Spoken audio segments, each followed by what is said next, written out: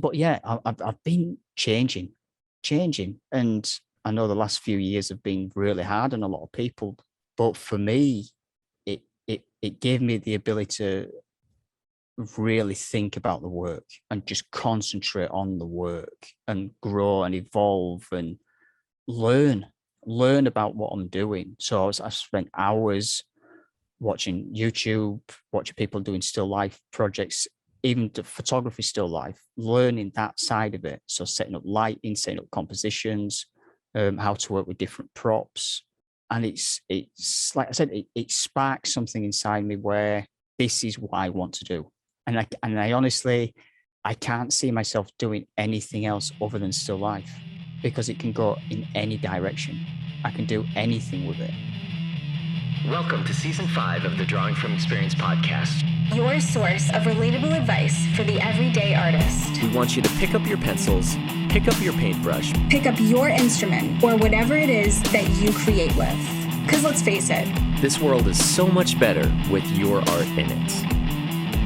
Whether you're an artist looking for more inspiration or an art enthusiast that loves to hear about the creative process, you've come to the right place. My name is Shane Izykowski. And I'm Stefania Medeiros. And this is the Drawing From Experience podcast. Hey everyone, Stefania here. And this is Shane Izykowski. And you are listening to the Drawing From Experience podcast. In this episode, we interview Martin Darkside. This is episode 133. And we had a pretty loose, fun conversation with Martin just about the tropes of being an artist, the starving artist, especially when it comes to picking the right barbecue sauce for yourself in the grocery store. Right. The most important bullet point of this episode. Yes. Yeah. And, Martin, of course, is a longtime friend of mine. He and I had a joint show way back when, and like 2 years ago now, called Darkness Eternal, and I had him on at that point, so it's cool to kind of catch up with him. The other thing that we talk about is kind of like the natural progression of the artist in the art world, and just like specifically changing over a span of time. And he's changed over the time that I've known him, what kind of artwork that he does. Or we talked about the artwork that he kind of started on and things like that. So it's kind of a cool, loose, fun, lighthearted conversation that I'm pretty stoked on. So the other part that we're pretty excited about, that hopefully you'll be able to go to, and maybe I'll be able to go to, we'll see, is he has a show at Skull and Snake Tattoo in North Berwick, Maine. This opens on Friday the 13th in May, and that's the main reason we have him on now. So what am I missing, Stefania? I think you've hit the main points. Yeah. So if you're listening to this episode currently as it is being released, you can make it in time to check out his show. He's also teaching a painting demonstration workshop or a workshop that same weekend. So that'll be on, I believe, Sunday, the 15th. Wow. Okay. Yeah, I'm going to be on that coast during that time. I'm not really going to be in Maine though, but I will be on the coast. But yeah, so anyway, I'm not sure if there's any spots still left for that workshop. By the time you hear this, it's probably going to be sold out, because people realized that an artist coming from the UK for the first time to the States is a pretty big deal. So yeah, so for the people who did sign up to that and got their spots, kudos to you. And I don't know, we also talked about trying to get Martin to move here. Yeah, we did. So we want all the cool artists to move to the United States. We got both coasts covered. Stefania's on the East Coast, I'm on the West Coast. So, if you move somewhere, you'll be able to hang out with at least one of us. So, and without further ado, here is Martin Darkside.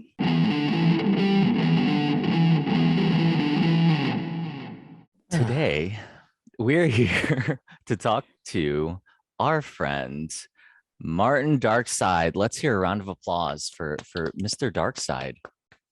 you very much for having me back. Thank you. Thanks for joining. Yes, this is the return. And I have a question for you right off the bat here. Okay. On the Strange Dreams Artist Collective site, you're listed as your actual name, which is Martin Woodhead.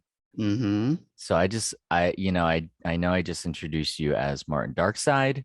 Would you rather be Martin Woodhead today, or would you rather be Martin Darkside? Well, normally, but all my work goes under Martin Darkside. That's what it's signed as. I've gone under that name for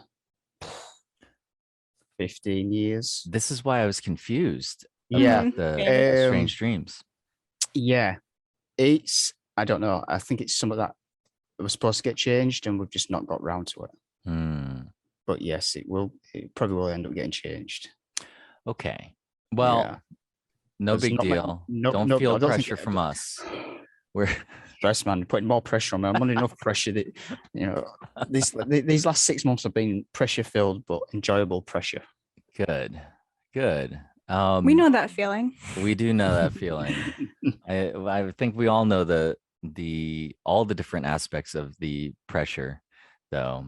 But this is kind of on brand with what we're talking about today, because if you go back to episode, what is it, 93 that we're on for when I originally had you on for Darkness Eternal, when we had our dual show. I think it was number 93. Something like that. Yeah, I think it was. Yeah. So if it's not 93, it's somewhere around there. But there was a pretty thorough background. I was gonna say background check, but that's not what we're doing here, Martin. I have had a background check many moons ago when I was applying to be a teacher. So I've had a background check. The real reason we brought you here today is for the background check itself. But so we're basically going to be talking to you today about this show that you have coming up, which is the main reason we're talking to you. And why don't you just right off the bat tell us the name of the show, where it's at, when it's happening, so people can get that info right away. Yeah, so name of the show is The Night Library. It's going to be at Skull and Snake Tattoo Studio and Art Gallery in North Berwick in Maine on the 13th, Friday the 13th of May. So a couple of weeks. Cool. Yeah. And you have, how many pieces are going into the show? I have got 10 main pieces, and then I've got a couple of little small kind of studies that I did before the show, before we decided to do the show. So I'm going to put them in as well because they're kind of fitting with the theme. So I think in total, I think I've got 13 or 14 pieces. Cool. I would have loved to have done more, but I only had 4 months to paint a full show. So it was kind of like, okay, I can get this many pieces done. If I had a year to plan and do everything, I probably could have doubled. I could have probably doubled the amount of pieces, but I wanted to put out quality pieces and not worry about quantity. So if I can get 10 main pieces done. Wait, you want to put out quality? Martin? Yeah. Do you know, things have changed, man. Since last time we spoke on here, things have changed. I had like almost an epiphany and a breakdown after our last show.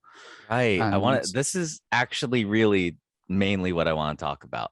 After which last show have changed so drastically. Yes. Darkness Eternal was our show together, and at the time Martin was doing these vampire portraits. Nowadays he has gone in a completely different direction, and I feel like people are loving it, right? Yeah, I think I've been getting pretty good response from it. It's a weird thing because before I started doing what I'm doing now, like say I was doing like the portraits and the vampire stuff and sort of kind of dark horror kind of work. I've been doing that for years and years and years, and I absolutely loved it. But I got to a point where I couldn't do it anymore. The creative juice and the spark had just completely gone. And it was like, it became a task to do the work. I wasn't enjoying it. And it was like, I need to do something else. And someone, I honestly can't remember who it was, said, well, you've been doing a few still life pieces and they're really, really good. Why don't you do that? Just see where you go with it, have some fun with it. And then I did a couple of more pieces and I was like, okay, there's something here now. I absolutely I loved the whole journey of finding all the little props and the pieces that I wanted to put in the piece, taking the photographs and then painting it, because it was so different. Everything, every aspect about the paintings are different in every single way. And it's been a long learning curve, because there's so many things that I've had to learn how to do that I weren't doing before. I weren't doing lighting. I wasn't working with so much color, like the compositions. I have to think about it, but the whole thing about setting it up just to do one piece, I love every moment of it. And once I get an idea of I want to do this piece, I can't stop thinking about it. And I can see the imagery in my head, and it's like, okay, I can see what I want it to look like. I can see the lighting. So then I spend days setting things up and then hours taking photographs, and then like you're fighting against that time of the candles burning down, because I use so many goddamn candles now. Like one of the pieces for the show, I think I've got 25 candles in it in total. Oh my god. And they're all burning at different levels, and I had to make the candles look like they'd been dripping for ages. So I was spending hours pouring wax down candles to make them look like I've got one just sat here. So I actually had to make that just to take one photograph. I think that took like 2 hours to make one of them. Mm-hmm. For our listeners who aren't watching on YouTube, oh yes, when we post this on YouTube, go watch it, and then you'll know what he's talking about. yes, I was actually holding a candle. Yeah, and I think that's really what there's a few things that stand out to me about your work, and one of them you touched upon it, the use of color. I'll get back to that, but I think that something that really strikes me about when I think about your working process is you really take us through that journey of piecing together those props, creating that image, and then moving forward into painting it. And it really does seem like a journey. And I was curious too, like how much time you spend between visualizing the image you want to create and then actually executing that as a painting. And my curiosity was, when you put these pieces together, do you have like a visualization of what it is you want to create, or do you allow the props to kind of like come into your life and then you piece them together and then you create something from that? It's a bit of everything. It's a bit of all that put together. Sometimes I have an idea and I go, right, I want to do this, and then it's like I've got this prop, but if I don't have it, then I'll spend hours or days searching for the prop, one little prop, and then I'll find it and I'll buy it, and I have to wait for it to turn up. And then I'll start setting up to do the photographs. And I think in my head I have an idea, and then when I set up, it's not working. Something's not working, so I spend a little bit longer moving it around, and then it clicks into place. And then when I'm looking for the camera, I go, that's it. The light's hitting the right direction. I've got enough shadow. The compositions work as a nice flow through it. But on top of all that, each piece tells a story as well. So like with the show that's coming up, each piece is about a story. They're all based on like gothic novel, horror sort of stuff. So it's my interpretation of those stories, but I want the piece to tell the story. Some pieces I did a piece last year called The Old Ones, and it's got little symbols and images in there that only I know what it means. And I think I've only told a couple of people because I've got some little black ruin stones, and the ruin stones each have the symbols on them, but each symbol means something to me, like the change that I was making over that time period from the show that me and Shane did to where I was at that point, and the things I was going through and the emotions and all the changes with what was going on in my head about the work and where I was at that point in my life. That was all put into that piece. So each piece that I do now, I try to do that. Some pieces I'm just like, oh, this will look really cool, but I try to make sure there's some sort of story there, or an element of a story or a theme or something now. So you're telling a story, but we'll never really know the whole story, and only you will ever know the whole story. On most of the pieces, unless I put something in there, like the title might give it away, or I might write something up, or it might be based on like a line from a poem or a story that I thought that'd make a really nice piece.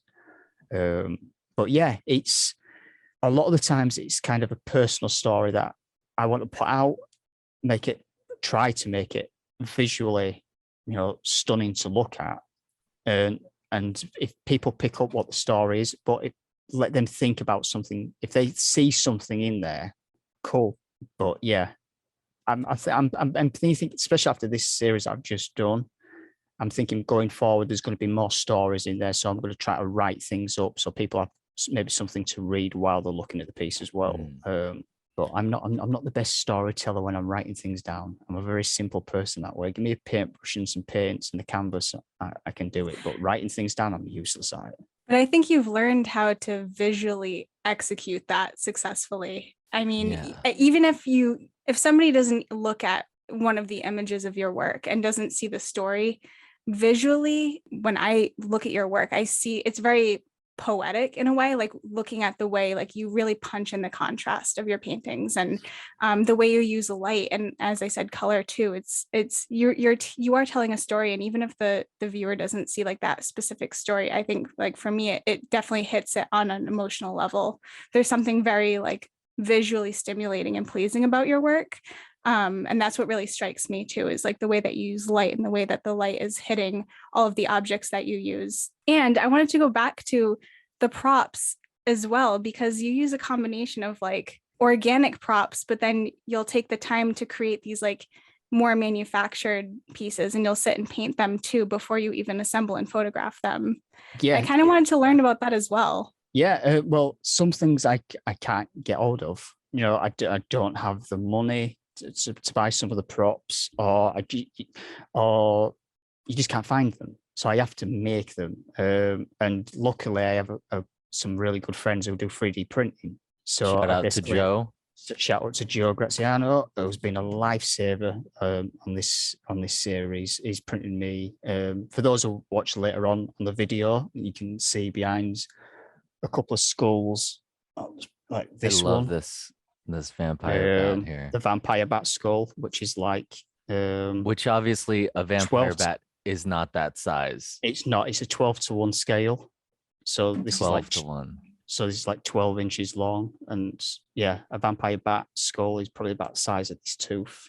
So maybe a little bit smaller. Cool. But yeah, he did it. It was amazing what he did for me, and same with the big dire wolf skull. So yeah, but that process as well is a part of the journey, like you were saying, creating that element to make the story actually fits in there. Then I love it, and I love going out with the whole Rona being out there. It's been a little bit difficult, but finding the props and finding things and building everything to make the picture work, I absolutely love it. There's something about doing these still lifes it sparked that joy of painting me again, which was kind of disappearing for a while. And this is just, every part of it, I love it. And when I get that idea and it's kind of like fizzing away in my head and I can't stop thinking about it, it's like, this is the next project I've got to paint. I think that the fact that you are doing still lifes and going back to the idea of a story, I don't look at many still lifes and like, oh, there's a story here or whatever. Like most of it looks like a setup, set.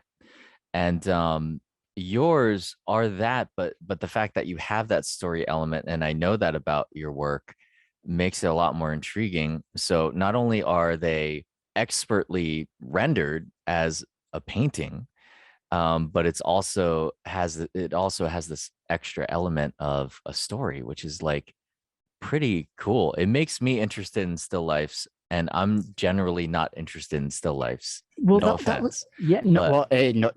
That's before I started doing these still lifes. I hadn't done one since maybe late 2000, early 2000s, late 99, maybe when I was in college. So, and that was kind of like a part of the course that I was on when I was in college. It was like, right, you've got to do a still life. I was like, oh God, I fucking hate this. It's so boring.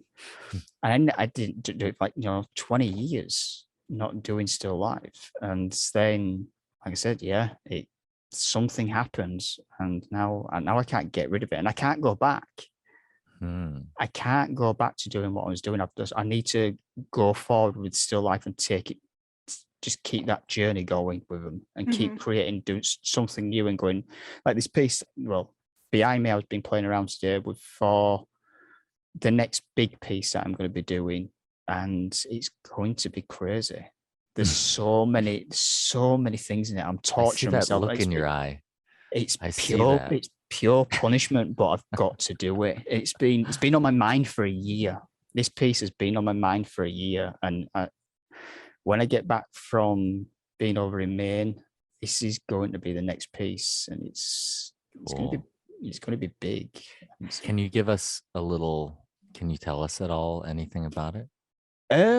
Well, all the elements in it are going to be white, or a variation of white, so cream, white, bone color. So yeah, it's going to be a test.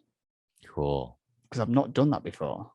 There's always been some other color element in there, but everything in it's going to be white. So you're going to have that. Once you light the candles and I set the lighting up right, I want to see what colors just having the candlelight creates on the bone and shining through bone, and then, because you get some weird variations of color on a white surface. So it might not have as much color in as the work that I've been doing recently, but it's gonna have pops of color throughout, hopefully. And if it might not work, I've got to set it up and I've got to take the pictures, and then it's going to work, Martin. I have faith in you.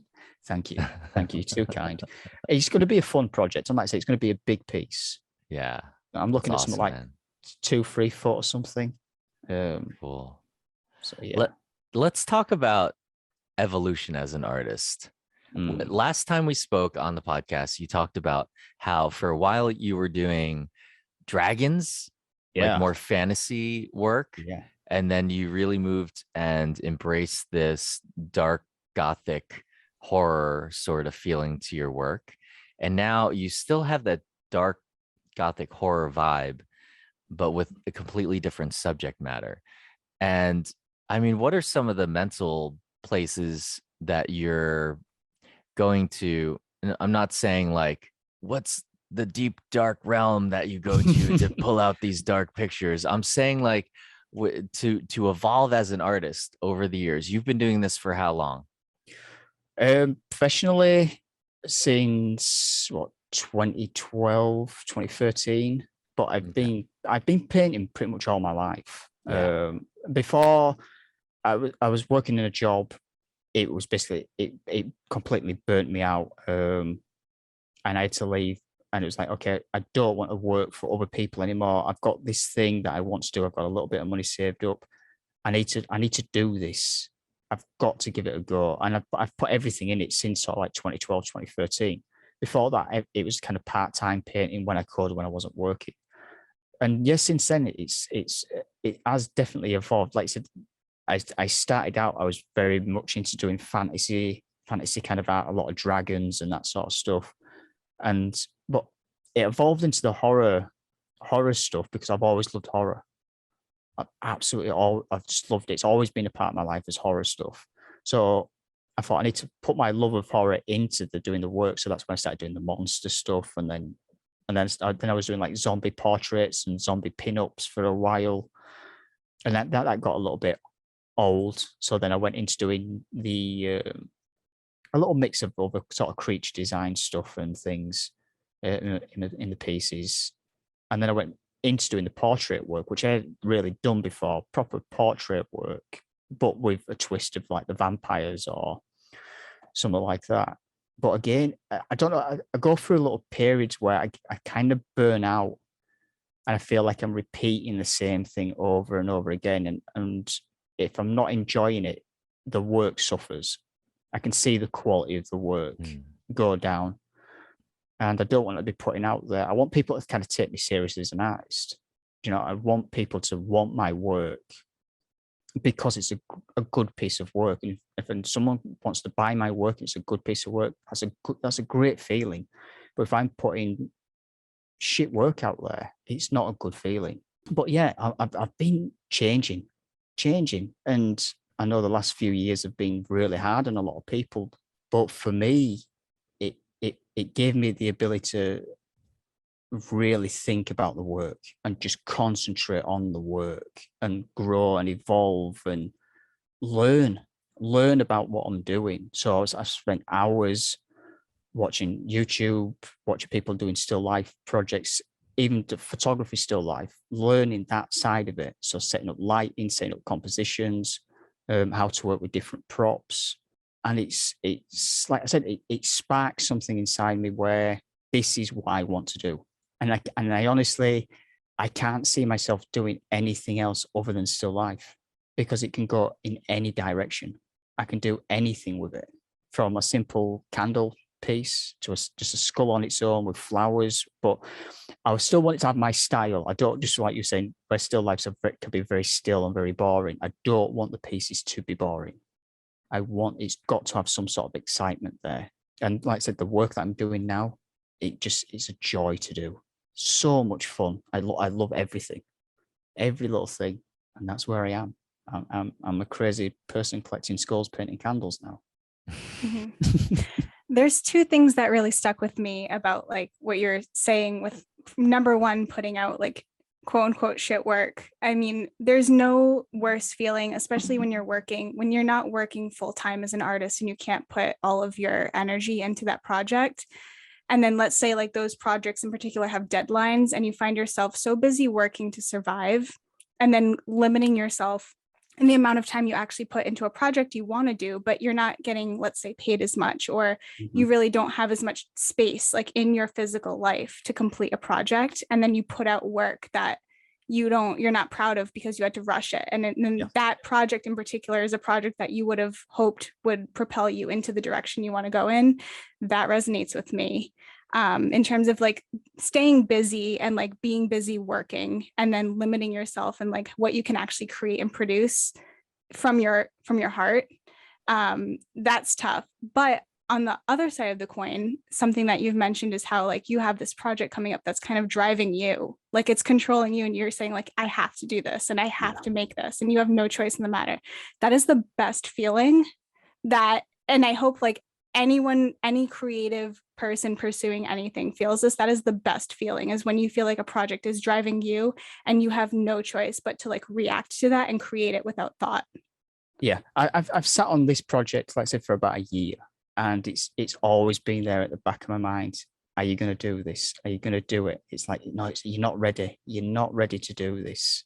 And I feel now, after doing the work for the show, I now feel I'm ready to do this. I've done a big still life piece before, which was the witchcraft piece, which was one of the pieces that propelled me to doing still life pieces, because I really threw myself into that piece. But since doing that one to what I'm doing now, the work has changed a lot, because I've learned a lot. I've learned how to work with light, painting light and candles and how it works. Before it felt a little bit stagnant from that aspect, but now the light interacts with everything in the piece. So yeah, this piece is ready. It's ready to pop, and it's one of those little demons on my shoulder, and it just won't shut up now. It's got to come out, but it's got to wait for at least another month, 3 weeks to a month before I can actually start working on it. Because I've got to get this show done, do all that before I start something else big. So you are coming to the US for the first time ever. Yes. For the first time ever. This was originally supposed to happen when we had our show. Yes, it was. As explained back then, everything just kind of went to shit. But no. So much so that Martin has completely changed the kind of artwork he does. Yes. And reimagined himself as an artist. And but you are coming here and you're teaching a workshop at which I'm terrified about. I'm terrified. Perfect. I love it. That's the best place to be, Martin. Yes, it is. Honestly, it's like taking on doing a solo show, I didn't at the time when I was asked to do it, I didn't think I was ready. And then it was like, no, I've got to do this. You are ready. Do it. Don't push yourself too much, and that you're ready. And then the workshop came up, and I was like, oh man, can I do a work? I haven't done any sort of like teaching for like 20 years. And even then I was only like an assistant in an art class dealing with 15, 16-year-olds. And back then I thought I knew everything. And I realized I didn't know anything. I knew nothing. Those poor kids, I didn't know anything then. So yeah, the workshop it's terrifying, but I'm looking forward to it. And I'm going to be teaching things, but I don't want to tell people how to do things. I want them to do their thing. I'm just going to give them little techniques. If they can use them, if it elevates their work a little bit, if they can learn something, awesome. You know, just, yeah, I hope I do spark a little bit of something in the people, because they're trusting me to teach them something. I'm not, I have full faith that you will.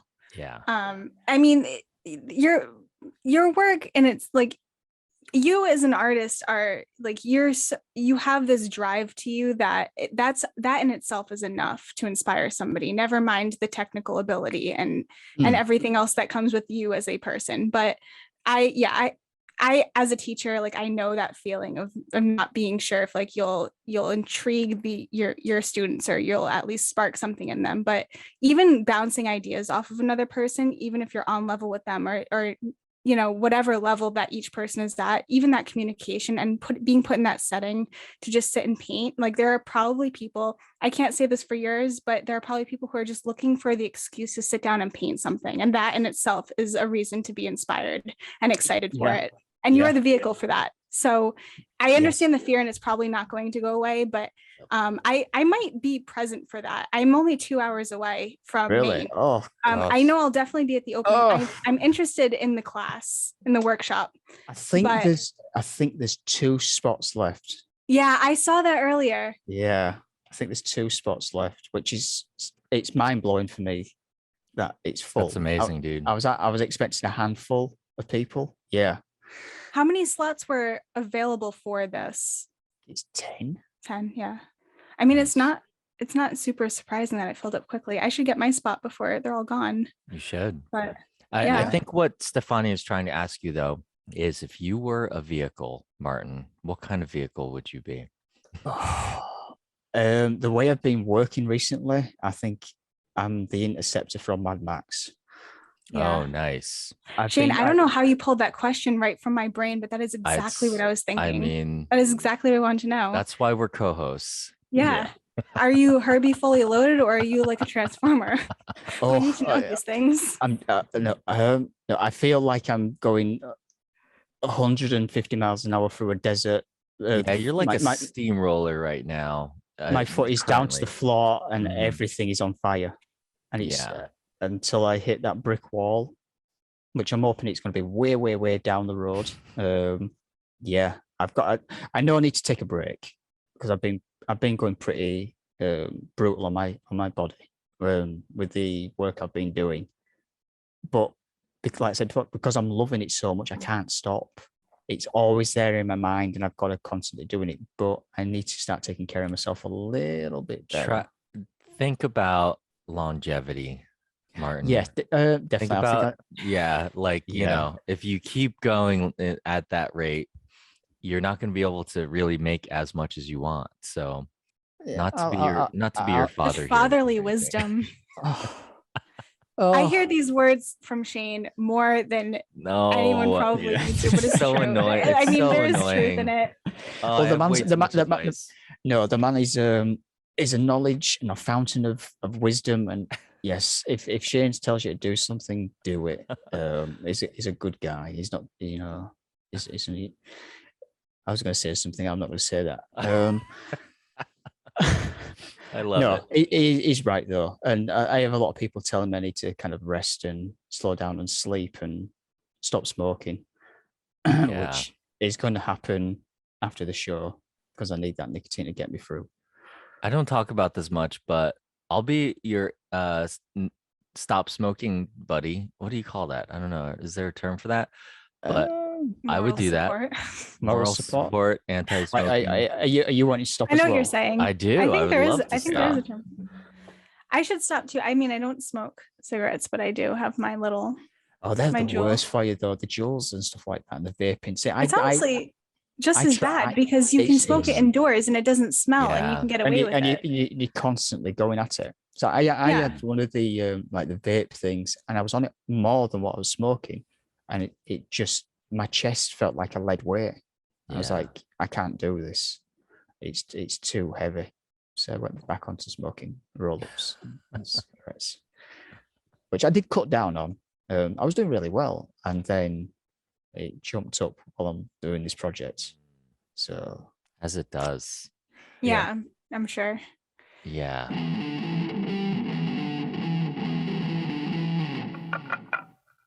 Creative Conquest. Kira Wilson says, I figured out that the reason it's taking me forever to finish this painting I'm working on is because I'm meandering my way through it, as it doesn't belong anywhere, like a show, a client, a deadline. And it was just something I wanted to paint. So I'm wandering my way through it like you would if you visited a museum, compared with trying to pick up one thing from the store. And I'm enjoying it in a way I haven't enjoyed painting in a long time, since this is my job. I guess in short, I'm having a mini art vacation on my easel, and it's awesome. Kira, I love that so much.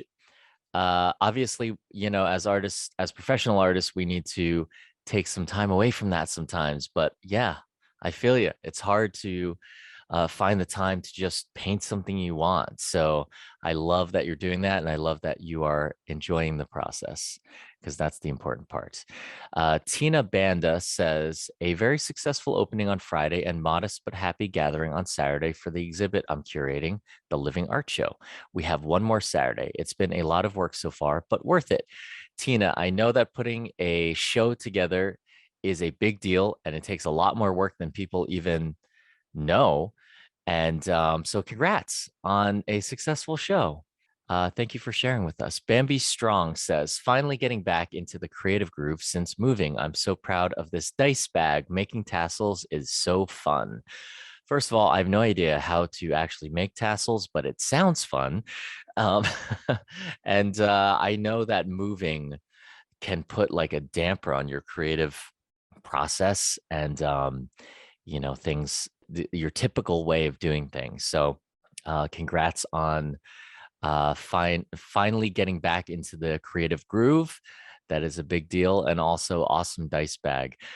If you guys have creative conquests that you'd like to share with us, you can share in the Drawing from Experience creative community on Facebook and start sharing today. And now back to our interview with Martin Darkside. Why do we put ourselves through this, Martin? It's a part of his DNA. We are fools to be artists because we work too many hours. We don't earn enough money. But if we stop, we go crazy. Cool. What a fucking life. It's a fucking torture. It's a torture chamber, and I love it. Yeah. Yeah, I'm walking on. Better love it, right? Yeah. If you don't love this choice and this career, go work in a bank. Yeah. Because you've got to have a love for this career. You've got to love it, because if it's not a part of your everything, I'll say everything, God, you'll end up dead. And I'm almost there. Well, the debt comes with this lifestyle. Let's not forget. Well, that's the thing. It's control. That's one thing I've had to learn, is not treating myself and not spending anything. Everything goes straight back into the artwork, which is torturous. Right. I have that guilt of buying things. Mm-hmm. I have like such a, yes, I feel the same way. I feel that way too, especially when it comes to groceries. It's like, do I want to splurge on the nice barbecue sauce, or do I want to keep it tight on the 99-cent barbecue sauce? This is kind of like what bothers me though about us. Okay. And I know I'm not the only one who feels this way. Like, I don't feel like we should have to live in squalor all the time. No, definitely not. And so I'm not saying that on this podcast we're going to solve the issue of being an artist in the capitalist society that we live in. But isn't there another way? I'm constantly thinking about this. I'm constantly saying to myself, isn't there another better way for us to be I think where it's we a don't have to deal mindset. with this? It's a Well, mindset shift. the abundance mindset is a thing. And we talk a lot about manifestation in like the dark art world. We have a lot of friends that are witches and magicians, and I do agree, and I feel like there's been times where I'm like, I feel like I made that happen, somehow. However, I have this problem. I have a slight problem with part of that mindset where it's always like, if you will it so, it'll be, all the time, because I feel like I'm trying to will it so. What am I doing wrong? And then it makes me feel, what it ends up doing is it makes me feel like I'm doing something wrong in the process of trying to make it happen. And I'm not sure what that is. And I'm sure I'm not the only one. No, you definitely. Yeah, not I the only totally see what one. you're saying with the manifestation thing. Mhm. My thing with mindset is, if you're in a grocery store and you want, I use barbecue sauce. Are you hungry right now? I am. I'm always hungry. But like I used barbecue sauce as a reference, but it's like, if it's going to make you happier to get that one item and feel like you actually spent money on yourself outside of just like survival and bills and just like surviving on food, buy the better barbecue sauce. But artists are gluttons for punishment. We punish ourselves if we don't feel like we earned it. I do this to myself all the time. If I'm like, I set like some kind of goal, I don't even really think about it much. I'm like, I really need to get this painting done tonight. And if I didn't finish the painting, I'll punish myself, not in a way that I'm like, I'm going to punish myself. It's not like that. It's just like, I go for the less expensive barbecue sauce. I go for, McDonald's McChicken sandwich as opposed to grabbing a steak from a supermarket. And so like there's these little things, but then if I feel like I did something good, or I really worked my ass off today, you treat yourself. I get myself the chocolate peanut butter ice cream, you know? So, and I totally relate to that too. Right. It's funny because it's like when you feel like you're unsatisfied, it's almost like the art is just part of ourselves. And if we're unsatisfied with the work we create, it becomes deficient.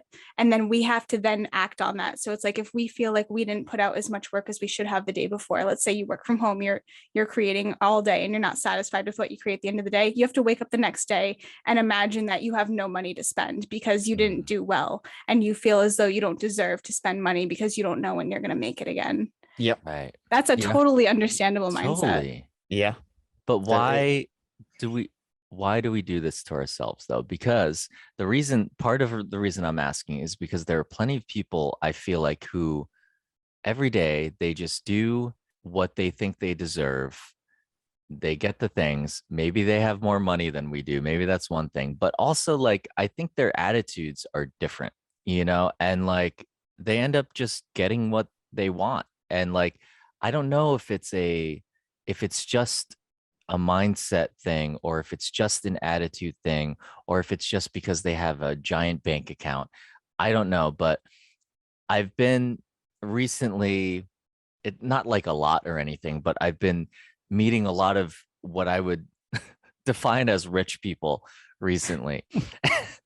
And hanging out with rich people, that's what you need to be doing, is a trip. You need to get somebody like what artists used to have. You had the patron who dropped a ton of money on you to paint, and just to paint. And that would be an amazing thing to do. If somebody just went, okay, there's how much money do you need to get everything you need just to paint? I would love that. Yeah. It'd be like, okay. That's how it used to be. That's what it used to be like. But also back then you had a lot of drinking and opium and cutting ears off. And I mean, we still have drinking and opium. Well, we do, but we definitely still have drinking. Do you know, I'm not. Another thing. thing. I'm not in my 20s anymore, and I can't do that. We had dysentery and things too. So yeah. Well, I still get that. We still get that. Do you know, if you can't afford the good barbecue sauce and you go for the cheap barbecue sauce, it might happen. Yeah, But that's true. But yeah, we just torture ourselves, and I don't know if it's that thing of the broke artist. Do we constantly have that growing inside us? Like, Well, that's what we've been fed I'm an forever. artist. I'm supposed to be broke. I'm not supposed to have any money. I'm not supposed to have anything. I just create the work and then I die. And then somebody finds the work and they make all the money. But we shouldn't be doing that anymore. It shouldn't be like that. No. We work too hard, and we deserve a little bit of the pie. We deserve our part. And yeah, I think it's time. It is time. What the world's it needs to change in the art world needs to change. It can't just be people in blue chip galleries making all the money. Yeah. And it I can't. can go on about this for years, but like the let's go first on, thing I let's will hear say it. is I think it needs to start with education and implementing the importance of creativity, and especially in public schools, value. because that's where the Mhm. majority of students are, is they're in public schools. We need to implement the importance of that and allow students and children in general to explore different avenues creatively, and also highlight the importance of what creativity not only does for your mind, but what it can do to help understand and visualize what you may be able to utilize in your future with creativity. And that is one of the core reasons why I work as an art teacher, is I really believe that there needs to be more like representation for arts in general, especially, but I will say especially in public schools. Yep. I totally agree, because it's constantly being defunded, not getting enough money. It like they get rid of it first. Yeah, it's the first thing. The art department, what do they need? Some art, paper, music, some pens. It's all extra, and they just trim the fat. And it shouldn't be that way. It should be. It's an important thing, because at the end of the day, art is everywhere. We are surrounded by it. Everything visual, not just visual, music, everything, TV. We're surrounded by it. But the artwork that we do is kind of seen as, oh, that's just over there. It's don't worry about that. But somebody will spend hundreds of millions on making a film, which is awesome, because we're getting some great films. We're seeing things that we would never imagine we would ever see. But start taking some of that money and shifting it across, to put it into education, into the arts, and actually building that back up, because there's so many amazing artists out there who aren't getting the chance, and it needs to happen. And I don't know if it's like there needs to be a real sort of renaissance in like art academies or in art schools and stuff, but not charging people $200,000 to go to an art school, because why are you paying $200,000 to go to an art school? It's crazy. There's so many layers of problems, and I hate it's like I don't want to sound negative here, but there's all these different layers of problems within that entire ecosystem within the art world, and it has so much to do with so many things. It's social media. It's like you're saying, there's all these artists who don't get their time in the limelight. They're not getting enough credit for what they're doing. I totally agree. And it might just be because they signed up for Instagram a little too late, and that's the reason why their stuff hasn't taken off. And I'm one of those people. I'm also one of those people too. And now let's jump to the other side of the spectrum and like think about the art that makes the most money. Right. Like this is why I'm always saying it doesn't matter if the art is good. Like it really doesn't nowadays. It doesn't. Which really is sad. It's a sad thing. But you're absolutely right. It's more about attention grabbing things nowadays, and that isn't good for creativity. It's not good for creating artwork that is amazing and mind-blowing and will last in a museum. That things in the museums in 100 years from now are going to be like, can you believe that this meme went viral? Like whatever. And nothing against memes, not to discount the fact that there's art in it, but I think that the point here is that I think the soul that's involved with art, and then the acknowledgement that it exists in so many places that we don't realize, because it's just simply not brought to our attention at a young age.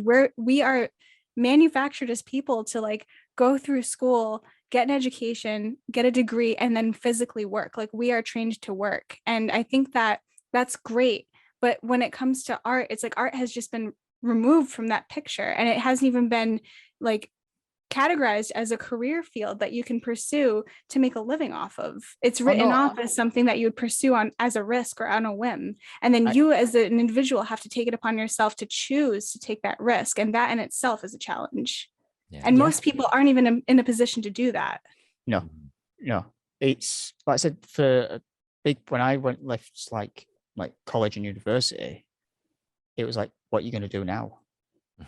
And it's like, okay. And then I got a kind of arty job working in a print lab, and that was okay for a bit. And then I was doing bar work for what work? Bar work. Bar. I thought you said bowel. B-O-W-E-L. Bowel. I'll slow my accent down for you. Yeah, and I was doing that, and then just doing art part time because it's. I don't know if it's just like a society thing as well, like where I live. It wasn't seen. Unless you're doing traditional art, you've got no chance. Or you're doing modern or contemporary art, you've got no chance. But that's why I had to just take that. But like I said, bite the bullet, take the risk, and go for it. And it's been a hard journey, and I'm still on that journey. And now with this solo show coming up and working with Dan at Skull and Snake. Dan Kelly, Dan Manhands. Dan Manhands, Dan Great. Kelly, the man himself. He's an awesome guy, and he's given me a big chance. I've worked with other galleries before, but that was like group shows and things. But this is something different. This is, and I want to continue working with Dan and the gallery, and because I think he's doing an amazing thing there. He's giving a lot of artists an opportunity, which they probably wouldn't have had. They might have got a couple of group shows and stuff like that, which is they're great. But what Dan's doing is something special.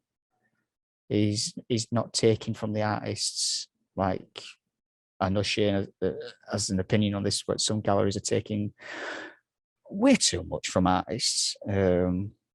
But yeah, and that's another area where things need to change in the art world. I think it does need to change. Yeah, but yeah, I'm not going to go on that rant because I don't want to get in trouble. We do that rant a lot. You can make that like your third episode.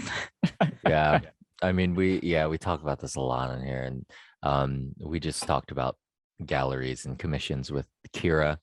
Yeah, and who is your friend who. You guys co-founded the Strange Dreams, artist collective, and so it's cool to have you on. And what else? I mean, tell us what other projects or what else are you doing? What is your day-to-day, Martin? Well, my day-to-day for the last 5 months is getting ready for the show, and then kind of looking past the show, what I'm going to go forward with the work. And I've got a few ideas. I think you should move to the United States after the show. Oh, dude. I think you should too. I get that all the time. Do you have any time to stop on the West Coast while you're in the US? No. What are the dates you're going to be here in the US? I'll be getting there on the 9th of May, and I'll be flying back on the 18th. Wow. So I've thought about moving to the States a lot, but it all comes down to money. And there's some things in the States which would be a risk, me moving over there. It's all a risk though, Martin. But staying put is a risk too. It really is, but I'm not here to pressure you. I'm just here to play devil's advocate. It's a devil's advocate, and the devil will win. Do you have any actual interest in moving over here? If the risk was small, okay. The risk is massive. There's just so many cogs and wheels and things moving, and one of the things that scares me the most about moving to the States is the healthcare system. Oh God, yeah. Okay, stay put. Don't even get me started on that. Enough said. that scares the bejesus out of me. It's bad. Do you know? I know how to stitch myself up, and I know how to fix a wound and stuff. But when you need to go to the You hospital, just you need to go to the hospital. nonchalantly say that. Well, I've done it a few. I've done it a few times. I've done it a few times. You over the haven't, years. Shane? You've never had to give yourself stitches? No, What? I've sewn You- things, but not human skin. Sorry. It's just the same. Surprisingly. It's These are just fun, that- especially in the US. These are fundamental things that you should know about You should yourself kn- because you you should- can't afford to you go to should a kn- hospital anyways. So you should know how to give yourself stitches. Yeah, and if you can't give yourself stitches, get some stock. Get stocked up on super glue. Yeah, 'Cause it'll be- exactly. Right. it Super will glue be- works. The super Mhm. glue is a charm. Yeah, I fixed many injuries that should have had stitches with super glue. Cool. So, but yes, moving to the States it's I do want to move. I do, but it'd be a few years down the line. Yeah, I feel you. I'm just like, as I go through this life, Martin. Come Here we on, go. come The on, fatherly wisdom. I can feel it coming in. come on, Papa. Tell me some truths. You know, just have all these experiences and you meet all these people. No, but seriously though, it's a weird thing, especially being a creative person. We do have the option to like uproot our lives in a certain way and go to where we're being pulled. Mm. And us as who we are, the fact that we are putting everything into what we do, it's like, it's almost, I'm not trying to guilt you into moving here. But I'm not trying to guilt you. No. And now you know that if you don't do it, you're disappointing Shane. No, you're That's what you should be disappointing guilty about. yourself. This is my point, is it's a little bit of a disservice to, like, if you feel like you are doing the thing that you are supposed to do, and you're like, well, where do I have the most opportunity to do that? You know, Yeah. and it's like, I'm not saying this coming from a place of like, well, I've moved, so everyone else should move, you know, because I understand life situations and all the things, and people have animals and I do. I've got a spouses, cat. and I've got you I've got a cat, and he would. Yes. Yeah. totally. And Well, your cat would adjust. If you can adjust, your cat can adjust. Maybe. I But- will say I've moved my own cats like 7 times and they have adjusted and they're just Yeah. fine. but- I mean- but it's coming over an ocean though. Right. Uh, It doesn't know. Just put a blindfold on it. Oh, no, But- you know, Put a blindfold on it. it gets upset when I leave the house, go to the shop. yeah. Oh, Well, then That's sweet. gotta stay with you. Yeah. Just hold it the whole time. Just I won't let you do yeah. that. No, but on a serious thing, I am considering it, but it will be a few years down the line if hopefully and positive thoughts going forward, things get better and people start buying the work and liking what I'm doing. Because most of my works is sold in the States. Yeah. That is Well, pretty much where that's another reason, too. 95, I'd say Mhm. 95% of my work is sold in the States. That's where all my Yeah. So So buyers your are. and market is Your here. market is the United Yeah. States. Yeah. I mean, yeah, of course. I'm always going to vote for any cool artist to move here. We want to collect all the people and get them all in the same place so we can all have a giant dark art party, you know. So I think that the fact that your workshop is almost sold out kind of speaks for itself. yeah. And aside from the fact that your market is in the United States, I'll leave you with that as well. Just yeah. keep that in But mind. the thing is, like, if I do move to the States, like where I'm going for the show in Maine is the kind of the area where I'd like to live. Mm. Yeah, because hot climates, I don't do great with my pale skin. And So you're wearing saying black- you're not going to move here? Oh, dude, LA would kill me. Even though the food would be awesome and Mhm. it would be great, but God, man, LA is too warm. Yeah. Yeah, it's hot. Yeah, It's and I'm- definitely hot. and it rains. I got here, a swimming pool though, so Oh, I mean, just take a look, dip. right. Look, let's. How we'll arrange at some point. Be coming for a visit All right. And let me just, feel the waters. I'll come to LA and we'll Literally. hang. You can feel his pool. Yeah. And I'll dip my toe in your pool, wearing like Are a we still Victoria- talking about an actual pool here? Or? Yeah, we are. We're talking about a pool. We're talking about your pool, Shane, because it's the We're talking only about your- it's the only water that matters that he okay. needs to dip his toes in. Yeah. I'll wear my Victorian bathing suit and look trendy and stuff, and I'll have my top hat on, fitting just fine. Yeah, we'll sort something out. If, like I said, if this show goes well, and I hope it will, and it'd be amazing if it was a sold out show. More traveling will be definitely on the cards. Cool. It will be on the cards because it's been too long. It's been 20 years since I've done any traveling. So Wow, dude. yeah, this is my first time. This will be my first time on a plane in 20 years. Wow. Yeah. That is amazing. Well, Martin, how do people find you online? I knew you were going to ask this, and I was going to prepare stuff, so I didn't have to. And then you didn't. And I didn't. Okay, so on Instagram, it is mdarkside art 1. I am currently having a website built, which will be martindarkside.com.